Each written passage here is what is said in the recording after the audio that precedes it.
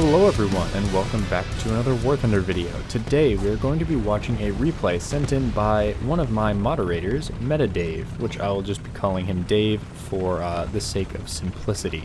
He is going to be playing in his Brummbär, which is a 4.3, I believe, 4.0, 4.3 German tank destroyer / assault gun. This thing is basically, if you have the Sturmpanzer II, which is the, I don't even know what BR that thing is at this point, lower tier German tank destroyer. It's basically that on a Panzer IV chassis with a 100mm upper front plate.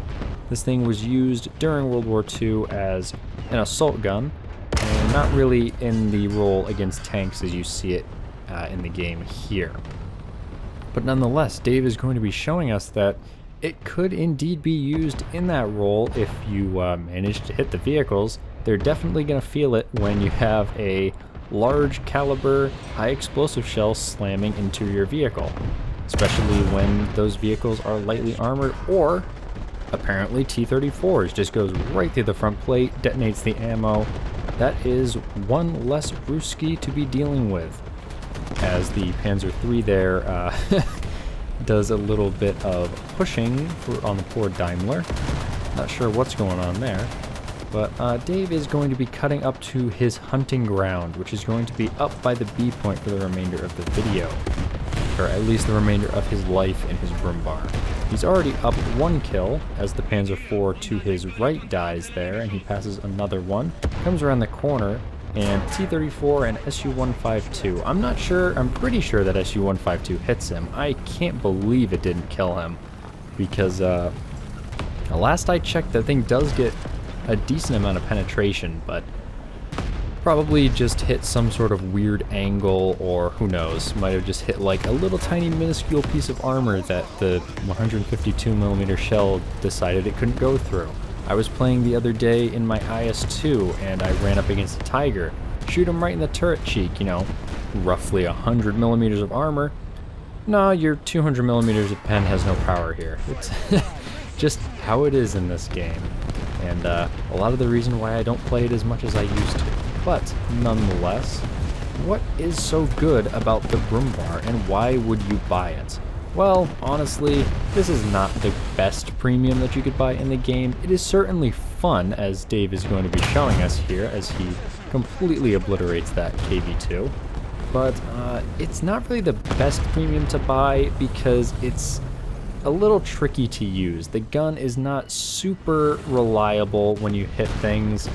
If you know where to aim, yes, you can get kills consistently, but I would say it's not a very beginner-friendly vehicle, especially with the low-velocity gun. I would say go for something like the KV-1B or KW-1C, whatever the heck they changed that thing's name to by now, or another vehicle similar to that as opposed to this, unless you really like the Brummbär.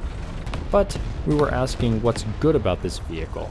Well, as Dave has been demonstrating, this vehicle has very, very good upper hull armor, as he takes another shot that looked like from the KV-1 back there, and another shot from, was that the KV-2 or the T-34? I couldn't tell. Oh, must have been the KV-2.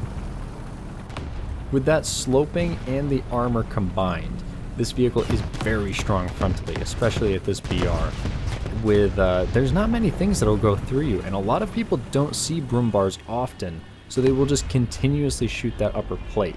If you want to easily knock one of these out though, just shoot through the lower plate because it's only 50mm. As long as I'm remembering correctly. I'll put a little thing up if I'm wrong. It might be the 80mm. Fairly certain it's 50mm. But yeah, just shoot down by the transmission housing or the lower glacis plate that you can see. You'll go right through, or obviously flank it because it's a casemate tank destroyer. Can't shoot you from the sides, which is another reason why this isn't the best premium if you're trying to find something that's going to be good for grinding stuff out. Nonetheless though, Dave is now up to 5 kills with a cap under his belt, and watching his teammates continuously die. A recurring theme in this game is just that. Watching your teammates blindly rush into their unknowing death, which you could predict months in advance. He is now, looks like he's just kind of sitting, waiting to see what's happening, defending the B point. Now, keep in mind, Dave can't see any of these name tags. He played this battle in realistic battles, but because Gaijin's replay system sucks, I can't actually hide the enemy tags without all the friendly ones being hidden as well.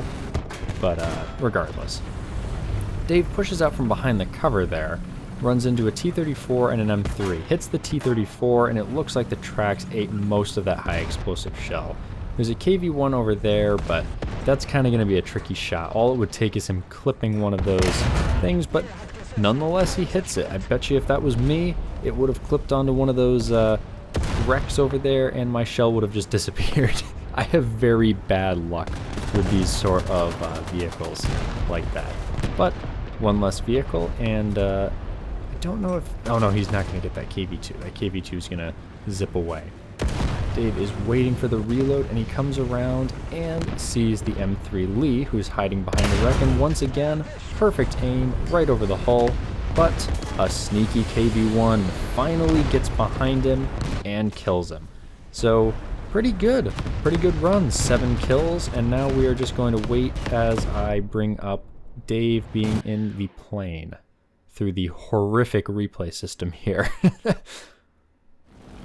Alright, and here is Dave in his BF-110. Not sure exactly what variant it is. I'll keep an eye on the corner. I never bothered to check that. I'm very professional, can't you tell? But nonetheless, Dave is carrying the 1,000 kilogram bomb and the 250 kilogram bomb in his BF-110, or underneath it more precisely, and we are going to see some very good use of these bombs. Granted, German CAS is some of the easiest and best in the game, as much as some people have tried to argue that Germany doesn't have CAS in the past, although I think that was more of an argument a couple of years ago than it is now. But with the BF-110s and some of the other stuff that they get, especially the Arados at higher tier, these German CAS vehicles, absolutely stellar. With one bomb, he is going to knock out... Okay, so he's in the G4. With both the KV-1 and T-34 dead to his 1,000 kilogram bomb in his BF-110 G4, he is now looping up, and he's going to be going and paying the T-34 on A a visit. Once again, helping out his team, trying to keep people off the point as his team just kind of trundles into the enemy fire, oblivious to their existence. Another perfect bomb underneath the T-34 gets Dave's kill count up to 10. Now Dave is going to show something that is very rare of me. He's going to show restraint. You see how there's an M42 and another SPAA behind it. Well, in my case, I would most likely go and try to strafe those because I don't feel like flying back and getting more bombs. And you could argue that maybe that's the best choice with your team down to just one cap point. However, at the same time, Dave doesn't want to waste his spawn points or his vehicle, so why not fly back to the airfield, get more bombs, and then you can return and help your team. After all, your team should in theory be able to do things on their own. But this is an online free-to-play game. That is never the case. So we are going to let Dave fly back, get some more bombs, and then I will be back so you don't have to watch the entire flight and landing. Alright, now with a perfect seamless landing under his belt, which you did not see, Dave is carrying in a fresh 1,000 kilogram bomb and a 250 kilogram bomb, unless that's a 500. Maybe I'm wrong. Correct me in the comments. It's been a little while since I've since I've played, but he is now taking in those ordnance in a nice, refreshed BF-110 to try and get a few more kills as his team continues to hemorrhage points. And judging by the number of enemy tanks pushing in there, this is not going to be a victory. But, you know, you can't win them all. And Dave has certainly done his part with 10 kills, which is not the end of his actions this game. He's going to show us another excellent bit of work here. He's going to first off kill that guy, and then come in, and you can see he actually drops the smaller bomb first, which is very, very well played. Granted, he doesn't get the kill, but that is an excellent little tidbit that he does there that I don't even know that he would realize that that's something that I don't see very often. I don't even do it very much. But using the smaller ordnance first and saving the 1,000 kilogram for multiple targets being closer together is a very smart thing. Granted, in this particular case, he's only going to get 1 kill with the 1,000 kilogram, but in the case where maybe more people had been on the cap like they were about to there, he might have been able to get 2, 3, 4, maybe even more kills with that. But nonetheless, Dave, turning on his Hungarian smoke, is going to pretty much just fly away from this MiG-3 for the remainder of this game, with the enemy team capturing A and their tickets running out. If you did enjoy this video, and you want to see more like it, send me your replays, join my Discord, put them in the submissions chat, which is down under the YouTube section. Just scroll down a little ways, or ask one of the moderators and they will point it out to you. But yeah, I hope you guys did enjoy. If you didn't, tell me why in the comments. If you did, tell me why in the comments. I'm always interested to hear, especially with this series, because I'm trying to improve it for you guys constantly. But thank you very much for watching, and I will see you in the next video.